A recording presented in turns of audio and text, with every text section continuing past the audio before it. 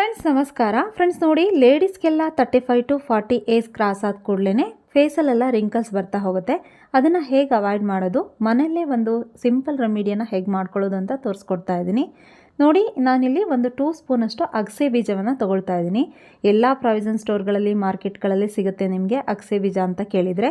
ಇದರಿಂದ ಚಟ್ನಿ ಮಾಡ್ತಾರೆ, ಹಾಗೆ ಹಿಂದೆ ಎಲ್ಲ ಇದರಿಂದ ಆಯಿಲನ್ನು ತೆಗಿತಾ ಇದ್ರು. ಸೊ 2 ಸ್ಪೂನಷ್ಟು ಅಗಸೆ ಬೀಜ ಹಾಗೆ ಒಂದು ಹಾಫ್ ಗ್ಲಾಸಷ್ಟು ವಾಟರ್ನ ತೊಗೊಂಡು ನಾನಿಲ್ಲಿ ಬಾಯ್ಲ್ ಮಾಡ್ಕೊಳ್ತಾ ಇದ್ದೀನಿ.